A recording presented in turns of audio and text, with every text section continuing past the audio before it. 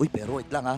Ang ganda ng mga pagpasok natin dito. May mga... Uy, Yuzhong skin, meron ka niyan eh. Meron na, oo, pero hindi ko masabi kung bakit bakit dalawa yung nandun yung isa statue yata. Baka statue yun. Oo. Baka. Ang galing, ang galing. So sana magkaroon tayo niyan dito. Tama.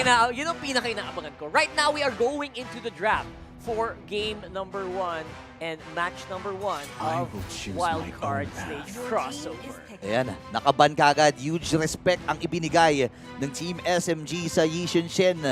Pero marami rin ang naban. Pinag-usapan natin kanina bago pumasok dito is the Arlot.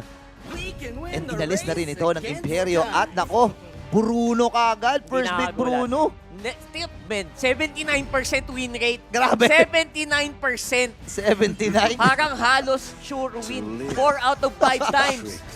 4 out of 5 gold laners will agree na napakagandang gamitin ng isang Bruno ngayon. Oo, may damage kasi kagad early game eh, 'di ba? Yung Mecha Legs pag nakukuha niya yung mga blazing balls of fire niya, 'di ba? Tapos Basic eh. Ayan na nga. ito na.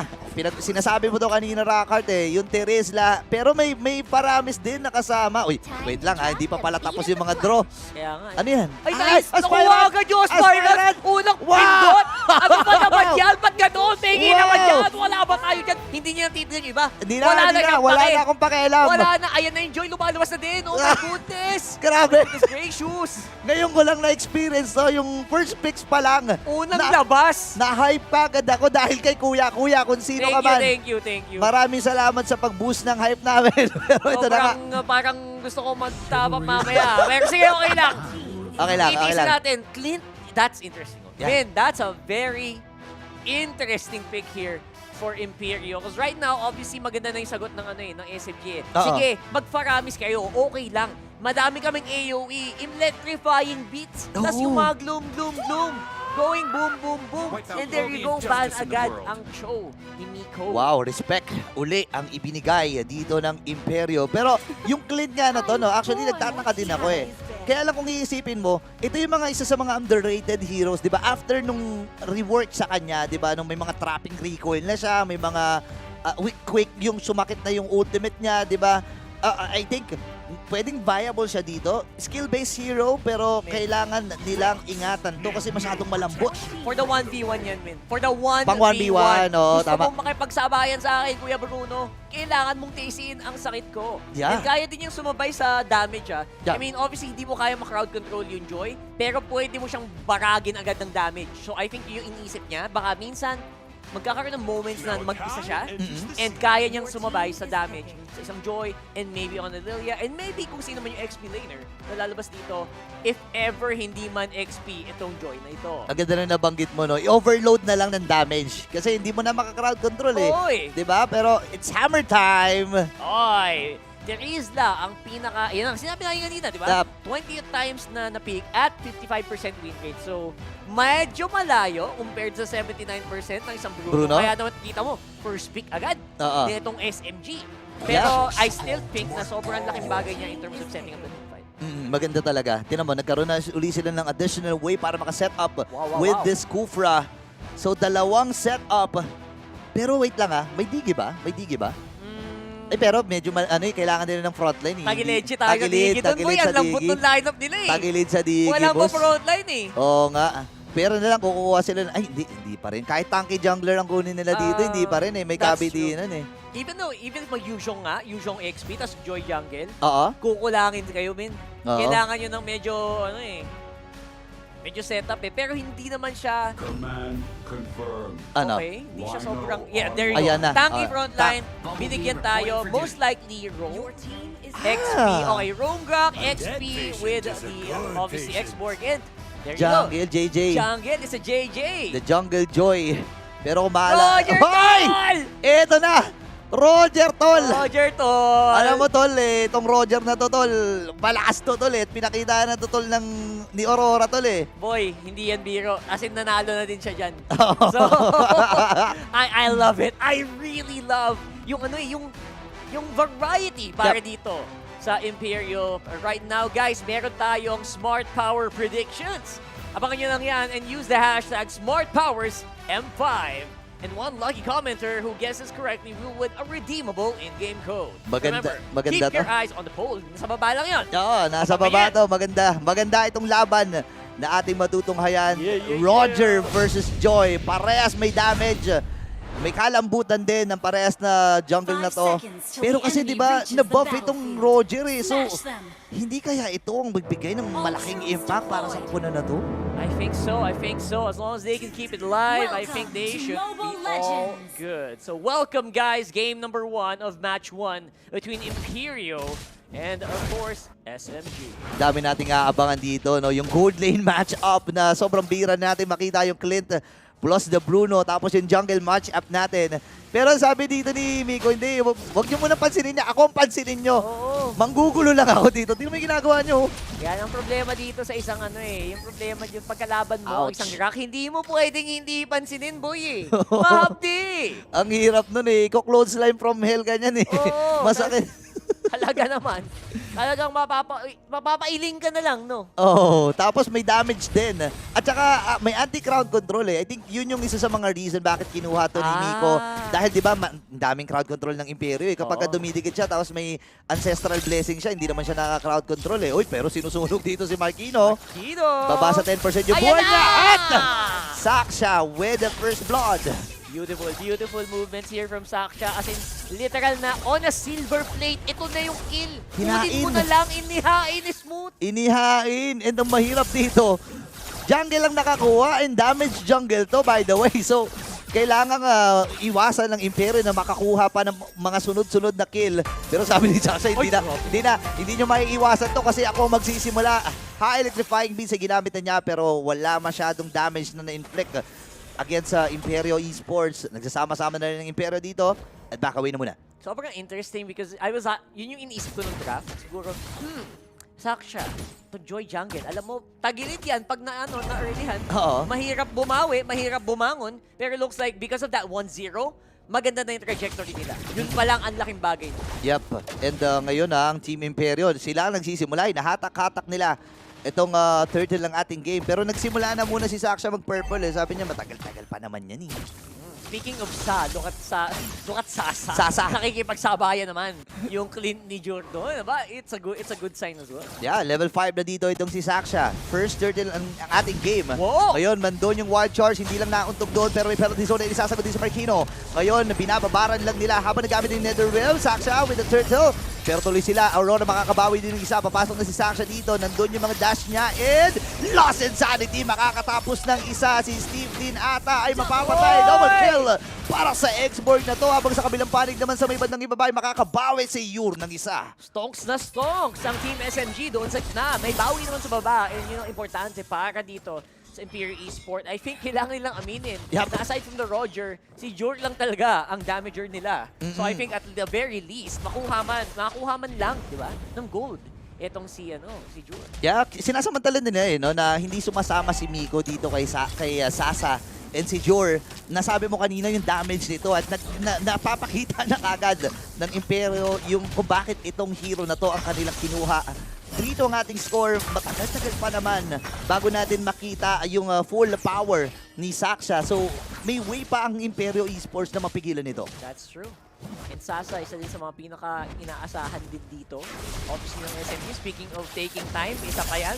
Para yung taking time bomb. Pero doon ka sabi ni Saksa, ayaw ko nang intayin. Pumasok na dun Tama na. pumasok na sa base pero sakto din yung pagkaka-nether. Actually, hindi na super kailangan yung Netherrealm doon kasi patras na rin si Miko. Pero okay lang naman, okay lang naman. Just to be safe, di ba? Safe lang, safe lang. Para safe kasi ngayon, all cards on the table. Yup.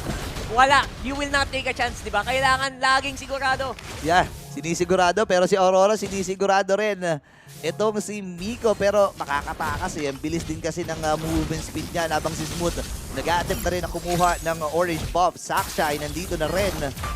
Laki na ng kalamangan ni Saksha dito level gap. 1 level pa lang naman ang ahead dito ni Saksha. Pero si Yur, okay na. June pala, no? Okay na yung kanyang endless battle. Oo, pwede na yan lumaban sa totoo lang eh. Pero syempre naman, hindi yan papayagan ni Boss Miko. Umiikot ngayon sa baba. At nakapaligid sila. Nag-aabang for the wild charge wall coming. And I think kaya naman tiisin sa ngayon ni Jur. Pero sa ngayon, ang SMG, ang gusto nila ay ang pagong. Oo, objective lang. Objective muna. Little by little. Kasi nakakadikit in terms of kill score dito ang Imperyo. And alam nila yung damage na pwedeng ibigay ng Imperyo. Turtle na ikalawang pagong ay masisecure dito ng Team SMG. At ngayon ay aatras munang muli sila. Sobrang interesting ang passive maglaro ng Imperio. Ay. Parang nakakapanibago. And to be fair, sila pa yung may Netherrealm. Oo nga Hanggang ayaw nilang lumaban, hanggang sure na, oy, may gamit ba si Jur? Okay ba si Aurora? Confident ka ba, Aurora, na kaya mong pabagsakin yung target na to? Pag hindi ka confident, wag muna. Talagang full disengage.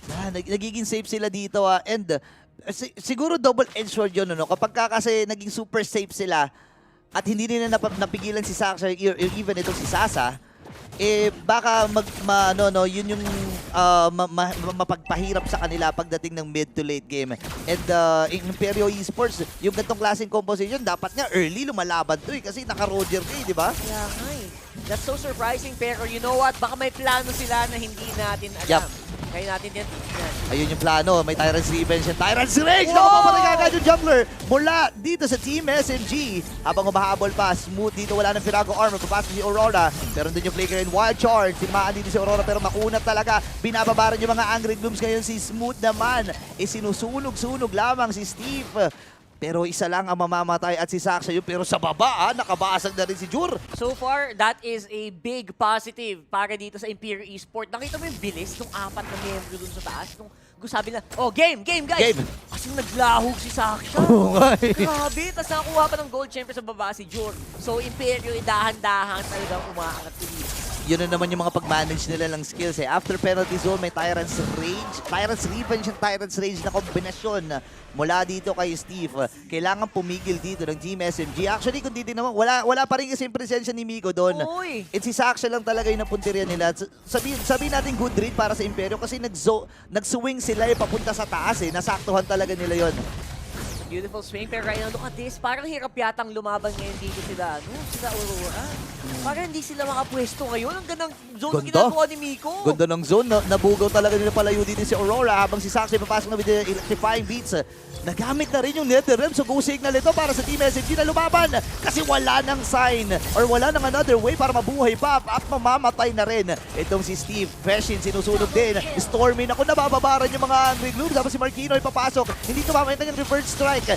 And yung penalty zone. Ay! Kaya lang hindi kasi sapat eh. Talagang bakbakan at aksyon ang ihinahatid ng Malaysian representative na Team SMG at babasag din sa taas itong si Sasa. Uy, napakadugo ng laban na to. Ayaw pa rin nila tumigil. Kasi si Sasa pa, may nakil sa taas. Nakatore. SMG. Nagwawala na, boy. Nako, nabukulan sila ng dalawa doon. Basag yung tore. Ubus yung mga heroes nila sa may baba. Lobo bigla. 8-4 yung kill score at 4.9k yung gold nila. Kanina 2K lang to eh. After ng mga kaganapan, pumaip-K na oh. Umabot ka sa 200 na nga lang halos yung agwa. Diba? 600, 800, biglang boom, 5,000. What's good? Withdraw muna sa bangko. Grabe. Winidrawn talaga eh. Pero kung titignan natin, kaya pala ang sakit na rin. Naka-Starlium sight na itong si Saksha. Tapos Holy Crystal, percentile magic damage ang ibibigay nitong hero na ito. Nagpapagaw na rin sila na ginagawa sa purple buff. Ginugutom nilang pilit itong si Aurora. Pero nakabantay na rin naman si Feshin, si Steve at si Marquino para lang makasecure ng isa. Habang pinapanood ko yung Imperio, parang naiisip ko, parang there's such a thing pala na masyado kayong maingat. Masyado kayong kalkulado na ang dami nilang nami-miss out na laban.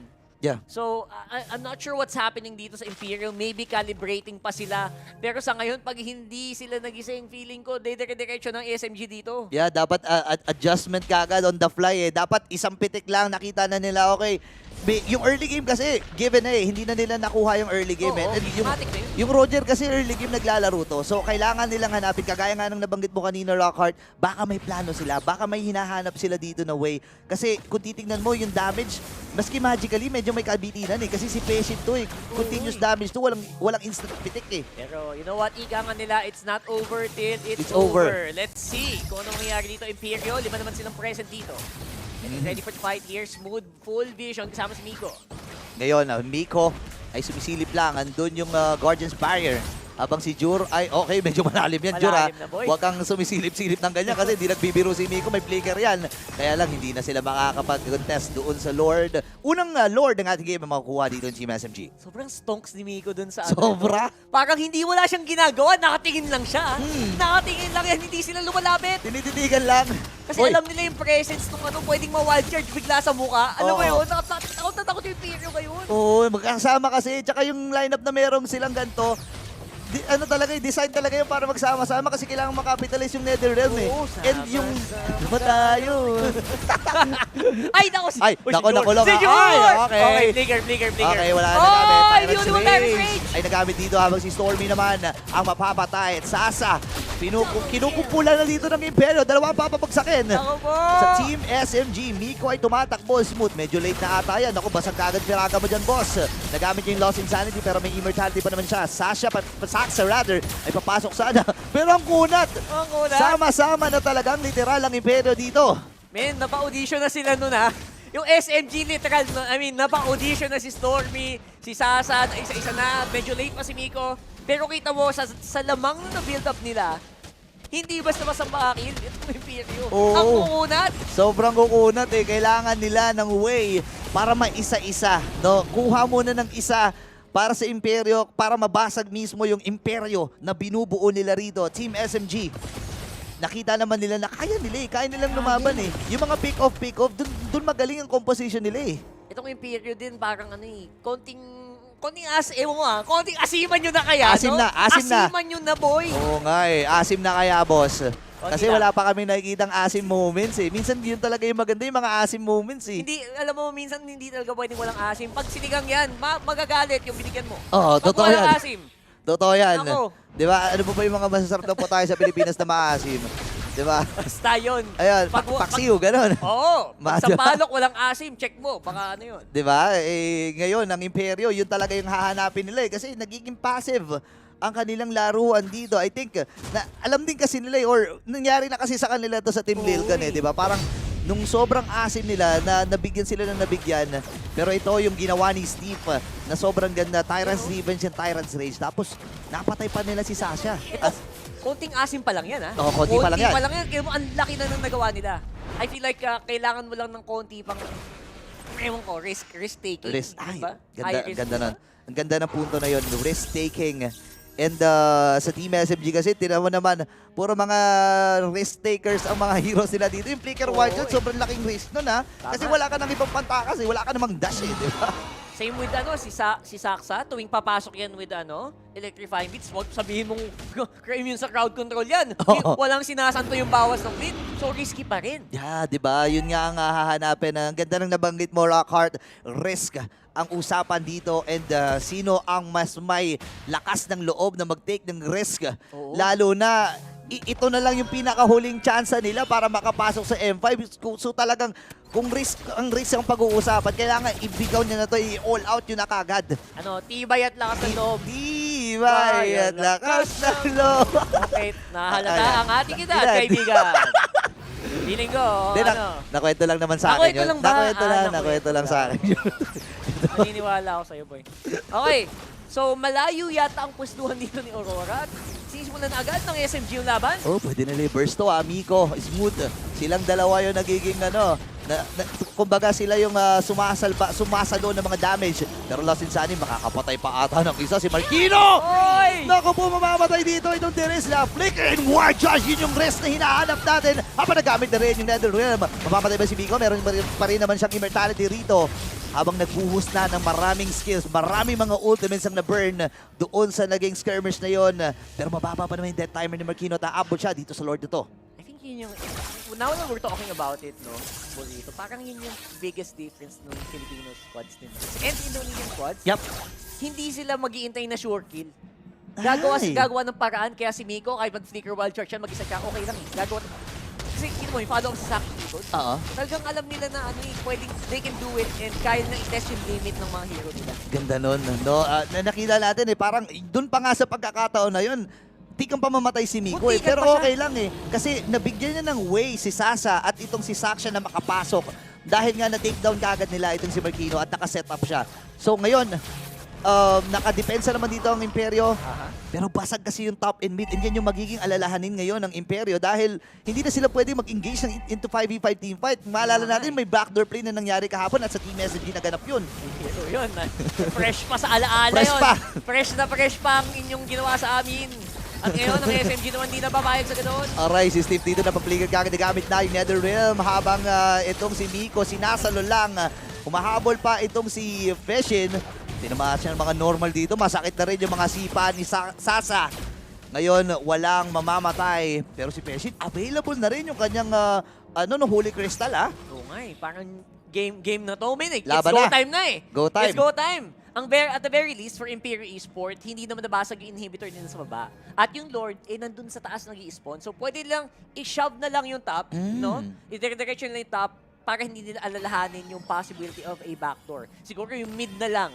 Pero wala naman din masyadong backdoor dito with Team SMG. Kasi yung ginawa nilang lineup, created para lumaban sa teamfight. Oh, harapan. Harapan. So, wala akong nakitang possible na mag-backdoor dito. Joy, hindi naman pwede.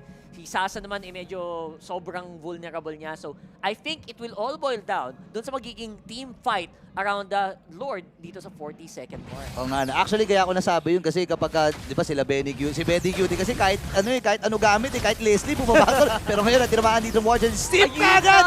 Naku po yung main setup hero ng Imperio ay babagsak. 26 seconds bago mabuhay itong Lord. Pwede ba silang sumugod? Hindi, mag-aantay na lang sila. Parang dahil lang sa isang na-kill out of nowhere, boy, parang isusuko nila.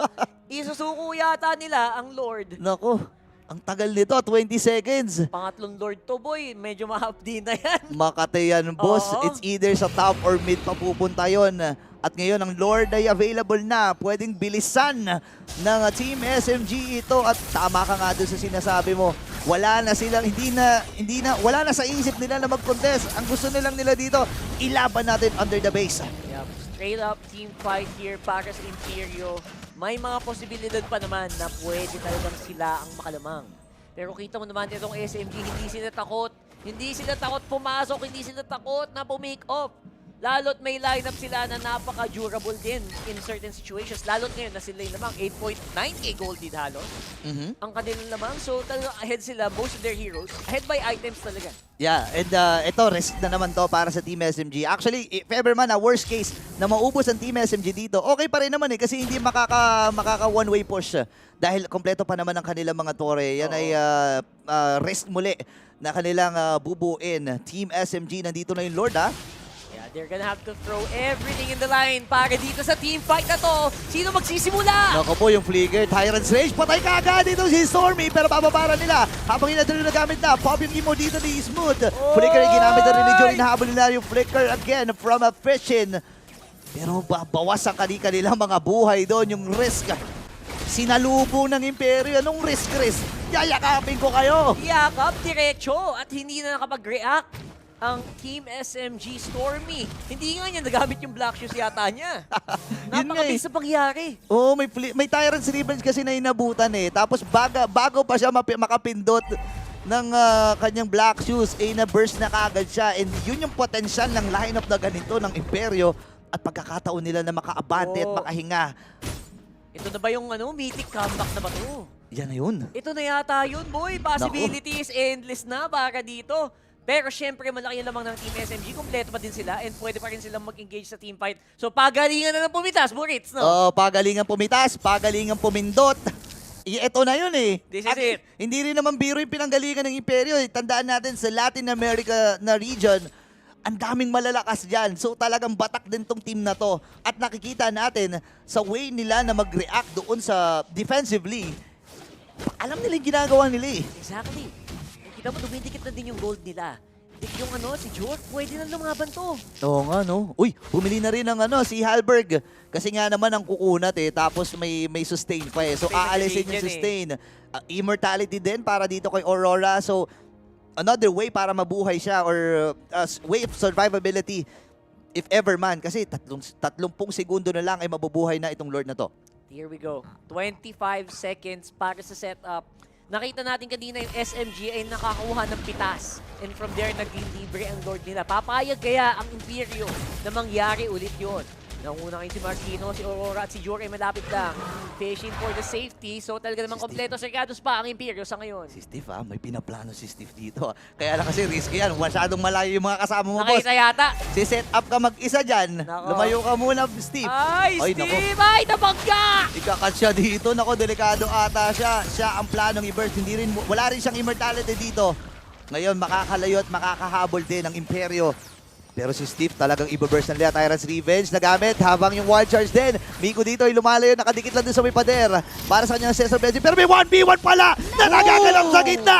Patay si Marquino sa pagkakataon na to at ang Lord ay mapupunta sa Team SMG. Ayan na, yung mga it's the small things, mamen, sa totoo lang, hindi natin napansin masyado.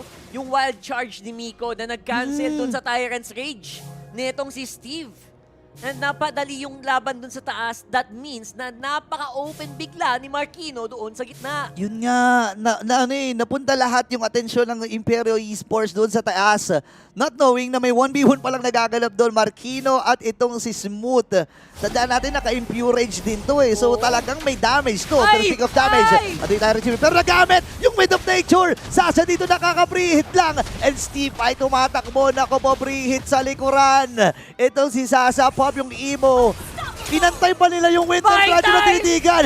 Bumabay time pa, pero yung Lord ay nandun. Tatlo ang bagsak. Marquino ay mabubuhay na rin. Masakit na yung normal dito na yung Smooth. Beshi na yung humahabol. Lord ay nandun. Makakapatay at yung setup mula sa Imperio ay mawawala. At ito na nga ba ang unang game na makukuha ng Team SMG. Penalty zone. May pilit pang gagawin ng Imperio pero hindi mapipilit. At ang kupunan ng Team SMG ang magwawagi sa game number 1. Kita mo naman, ay grabe naman, napaka-gising na gising. Gising. Proud doon sa Malaysia with a 1-0 from Team SMG. Wow, grabe yung laban na yun. All throughout nung game, hawak ng Team SMG ang kalamangan. Pero may mga moments din naman na nakahabol sila after nung 2 kills na nakuha nila doon sa tower defense or yung sa base defense na ginawa nila. Nakabasag sila ng torre sa gitna. Pero kasi alam ng Team SMG, sobrang composed nila eh. Okay, nakuha tayo doon. Bawi tayo mamaya.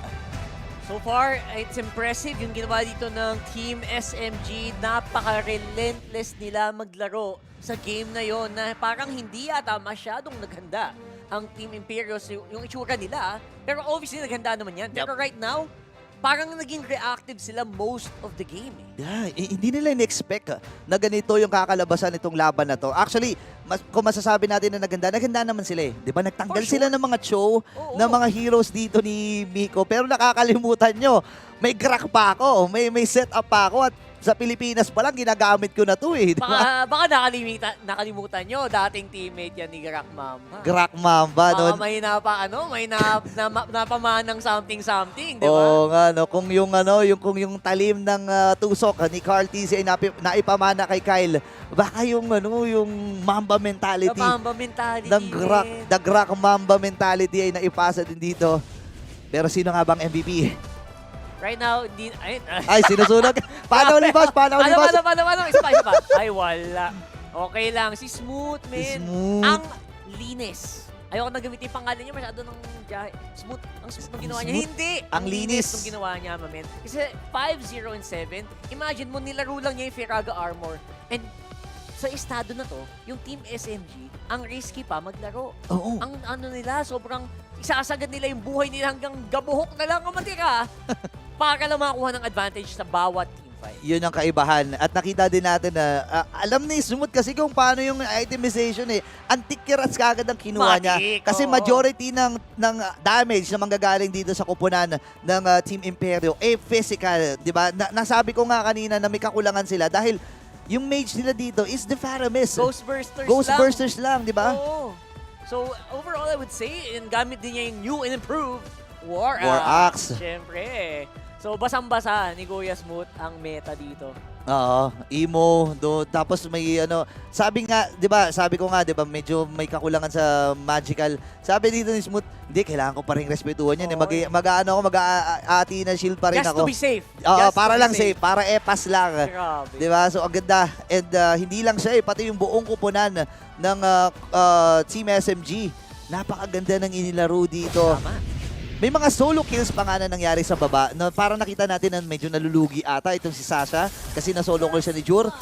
Pero hindi yun ang dito nakatingin eh. Sa greater, sa ano malaking picture dito nakatingin ang Team SMG. Hayaan natin, nalugi ba yun sa Golden. Pero yung ibang lane naman, yung mid and top, lamang tayo eh. Sobrang impressive naman yung ginagawa ng Imperio. Pag may na-target lock sila, alam, pumabagsak pa isa-isa. At yun ang sobrang dependent whether or not nakapwesto yung SMG. And most of the time, kita mo, dikit-dikit din yung SMG. Hindi din basta-basta may naiiwan. At kung may naiiwan man, grak yan, boy! Grak. Baka naman maano yan, baka ma-crowd control mo yan. Oo nga eh. So, ang ganda ng grak pick dito, yung isipin mo. Sobrang ganda ng Grok pick, no? Kasi doon pa lang sa second phase ng picks, di ba, sinabi natin, uy, ang dami nilang crowd control kasi may Oo. Therese na sila, meron silang Kufra. Eh, kumuha sila ng hero na walang pake sa crowd control. Ayun. Sinadjust pa nga natin yung Digi para anti-crowd control, eh. Pero sabi nila hindi, eh. Kailangan natin na makunat and yung Grok talaga yung pasok dito. Anti-crowd control dahil dun sa Assessor Blessing. Tapos may damage at may setup ka pa. Ang linis. I would say sobrang linis and even though may Faramis yung kalaban, boy. Faramis? Hindi na sila nag-Valentina niyan, ha? Diba? Wala kaming Netherrealm, okay lang. Okay lang. Ganun kalupit yung ginawa dito ng SMG na hindi na nga sila sumakay sa meta. Usually, by Faramis, gananaawin mo yung ano. Valen, Hindi! oo. Ayaw namin yun. Gusto namin straight to the point, straight to the heart of the problem, which is, okay, mataas survivability ng kalaban, pasabugin natin. Yun ang naging laro ng laban na ito. Game 1 pa lang naman yan actually para sa Team Imperio. Hindi pa huli ang lahat para makabawi sila. Pero kailangan nilang matuto dito sa laban na ito. Dahil yung gantong klaseng lineup, may pinagbabagayan to. Oo. Ang dami nilang crowd control, andun yung Faramis. Pero itong Roger, masasabi natin na early game hero pero hindi nila ginamit yung pagiging early game hero ng isang Roger. Totoo yan. At the very least, impressive sa Imperio na napatagal nila ng 21 minutes at 20 seconds yung game na yun. Kahit na non-stop na yung aggression ng Team SMG, as in, ito yung sakal kind of lineup na hindi ka titigilan hanggat humihinga ka pa. Hindi ka papahingahin sa mapa. Pero yun, tumagal sila and they were able to put out some counter punches. May mga dahan-dahan at bahagyang counter punch. Pero like I said, hindi yun sapat para matapatan ang kapangyarihan ng SMG sa game. Yeah. And gusto ko rin kasi nag-start pa lang dun sa draft Team SMG. Hindi na sila sumugal eh. I mean, yun na naman yung risk na pinag-uusapan natin. Hindi na sila nag-risk na ibigay yung Yi Xunshin. First ban Yi Xunshin. Saan ka makakita nun? 'Di ba? Actually nung game ng Keep Best Gaming against Imperio, tinanggal din nila yung Yi Xunshin. Pero nakita kasi ng Team SMG, ang laki ng potential ng Yi Xunshin. At sinasabi nila, vocal naman sila na doon sa region nila sa Latin America, meta ang isang Yi Xunshin. So talaga nirespeto na dito ni Coach Pao. That's right. Hindi kasi, nakipag-coin toss na nga sila. Sige, ibigay mo yung Terizla. Most pick pala yan, ha? Oo. Ibigay nyo na. Basta wag maglalaro, wag lalabas ang general. Wag lalabas ang Yi Xunshin. And so far, the coin toss worked.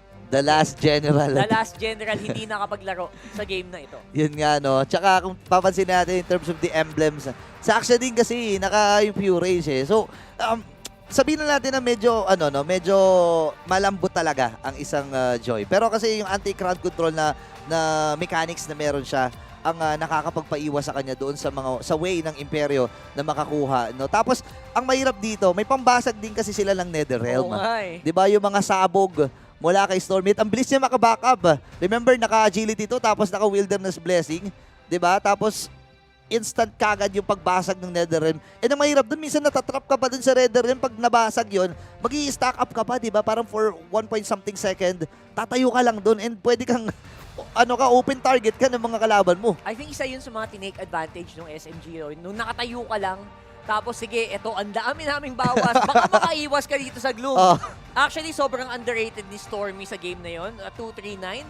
Pero I think most of the damage is nanggaling din dito sa good usage ng Lilian na to. Oo nga, no, yung mga Glooms and si Smooth na smooth sailing eh. Ang ganda ng galaw ni Smooth dito. Ang bilis ng clear wave dahil dun sa mga sunog-sunog kanina. Ginaya niya pa yung sunog-sunog eh. no? And at the same time, yung good usage din ng Firaga Armor. Kapag may emo ka kasi, huwag ka muna mag-Last Insanity. Oo. Mabasag mo muna yung Firaga mo kasi sayang naman, di ba? Sunog-sunog ka lang kapag napop yung emo mo, tsaka ka mag-Last Insanity. So pinakita talaga ni Smooth na master niya Master. yung mechanic na yon, na napakagandang gamitin mo muna yung maliit na shield. Aha. Diba? Yung may gabuhok lang na shield na may iwan dun eh. Mm. Tsaka ka mag-Last Insanity, ayun, lagi siyang nakakatakas at for Imperio, medyo frustrating din yun. Oo. Ang dami mong binato para i-deal with yung hero na to, tapos wala lang. Oo. Minaximize ng SMG yun, and as you can see, Saksha talaga nagwala sa game na yun. Mahirap pigilan, the 770 gold per minute. Although, maganda pa rin yung attempts ng Imperio dito. I have to admit. Yeah, si Jur kasi magandang mga kills din na nakuha niya. No, yung sinasabi mo to nung mga nakaraan ang golden rule para sa gold laner, Ay, huwag ka lang mamatay. please. And yun yung ginawa ni Jor. Pinatay niya kagad itong itong si Sasa. Oo. At masasabi natin na may kalamangan siya doon. Pero hindi tiningnan yun ng ni Miko, hindi tiningnan yun ni Saksha. Tuloy natin yung panggugulo, tuloy natin yung pang-agresibo.